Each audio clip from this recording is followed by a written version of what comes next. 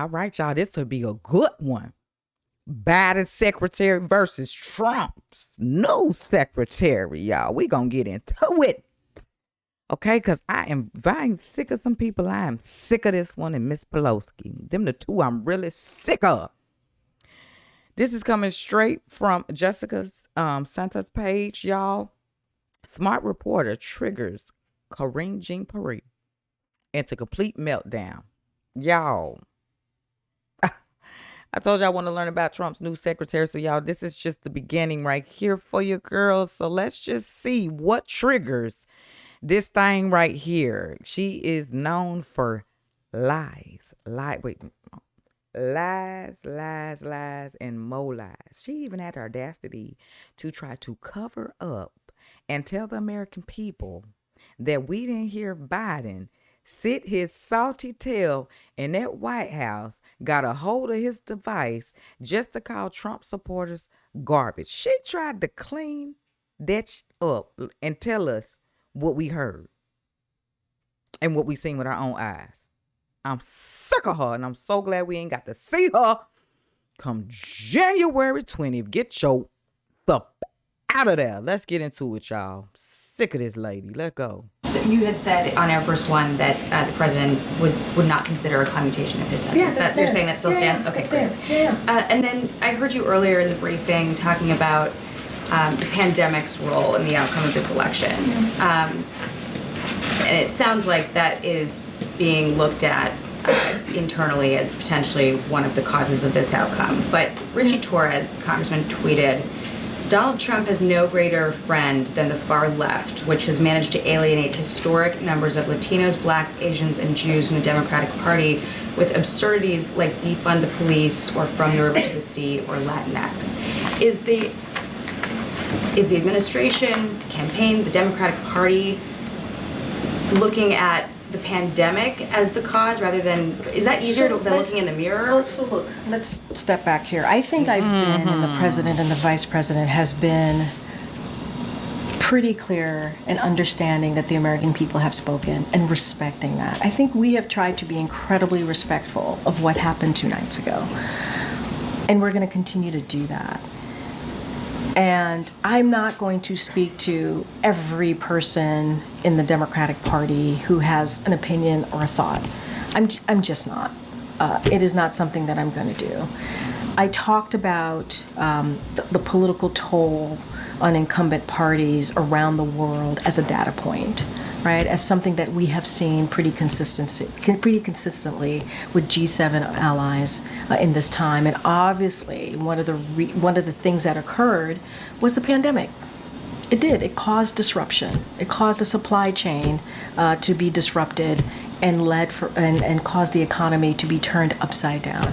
While we put policies, and we are in fact leading the world on the economy, it doesn't stop the fact that there has been a political toll for incumbents. That is something that I'm telling you as a data point to share, because we know that you guys would have questions. That's a data point that I'm using. And I'm also saying that there's going to be election experts in the next days, weeks, months, who are going to, again, looking under the hood, kick the tires, trying to figure out exactly what happened 2 nights ago. And so they're the pundits. They're going to speak to that. They're the experts, and so we'll have more information as they look at the data. And so we'll leave that to them. And so I'm offering you our perspective, our thoughts, how we're going to move forward in the next 74 days. And I think what Americans should be assured of is that this is a president that's going to put the American people first. That's what people can be assured for. Is examination happening at all inside, though? Because as Gabe mentioned, this administration messaged to millions of Americans that they're going to wake up the day after the election if Trump won and have their rights stripped away, that democracy would crumble, and the president said today we're going to be okay. So how do you square that? I can't square that. I'm going to square that in a way that hopefully makes sense, because I've been answering this question multiple times. Because you ain't been making sense this whole entire time that you've been up there on that podium. The face of lies, ladies and gentlemen, the face of lies. American people made the decision. There was an election 2 nights ago. There We was. damn sure did. And it was a free and fair election. And we respect the election process. We made sure do. that. And Americans spoke. We did. And so the job of the president is to make sure we respect that. The job of the president is to make sure that we have a peaceful transfer. It ain't making sure. Y'all gonna respect that. Y'all gonna make sure it's a peaceful transaction to get up in that White House. Y'all gonna do all of this. Not making sure. Power. That is what the American people deserve. And that's what we're going to, it's not complicated. It's truly as simple as that. As simple as that. The president called the president-elect, invited him to the White House. You know why? Because Why? that's customary. That is customary. That is what you do. If you respect what the American people decided, that's what you do. Y'all and that's fake. what the president's going to make sure that the Trump transition has what it needs. Y'all better. Which is being led obviously by our chief of staff here. Why? Because the president wants to lead by example. It's not complicated. It really isn't. And you know, that's important. Example is the message to people who are fearful based on what the messaging was about the stakes. Well, now you're just twisting everything around, and that's No. really unfair. No, To it be is. clear. No, Jackie, it's unfair because I've been standing here trying to be very respectful to what happened the last 2 nights ago.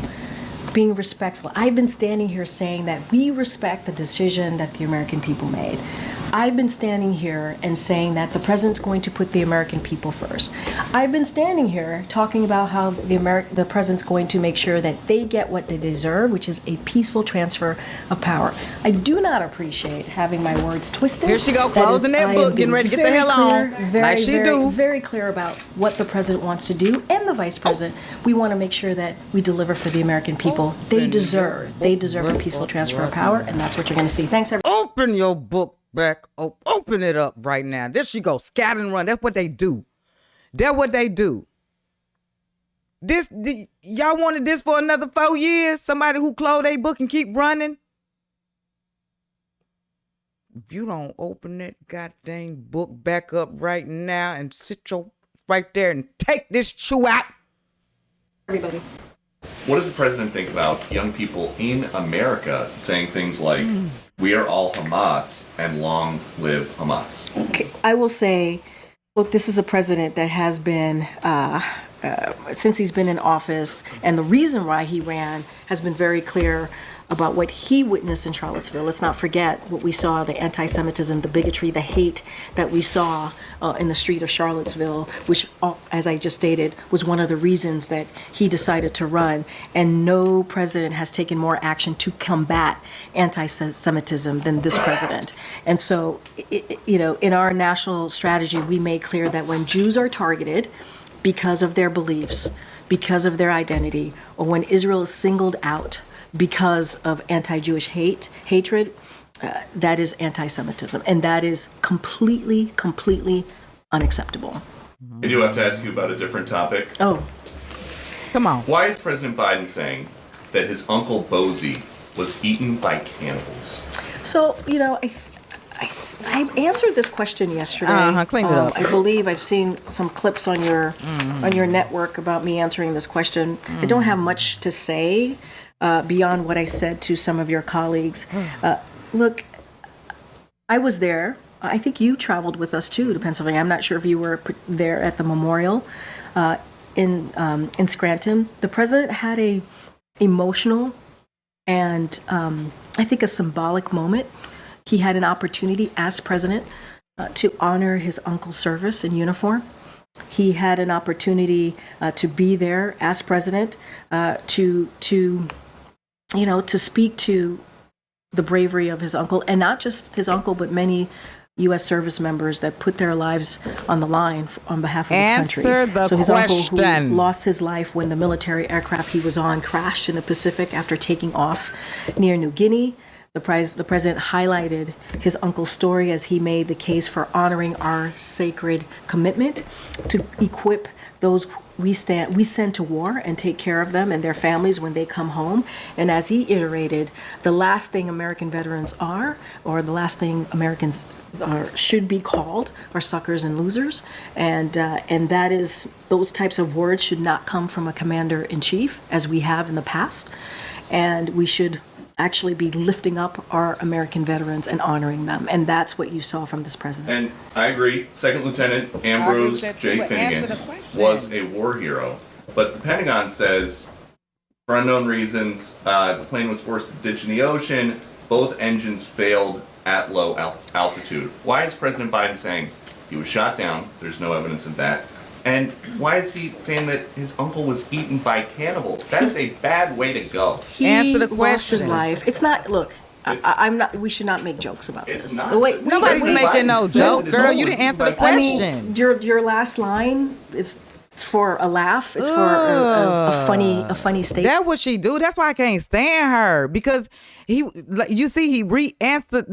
answered the question, because you never answered it. You gave a whole paragraph of something that did not answer this man's question. Why do you think he brought it back to you? And now you're going to try to flip the script and say, oh, you're trying to make this. No, you didn't answer the question the first. That's why.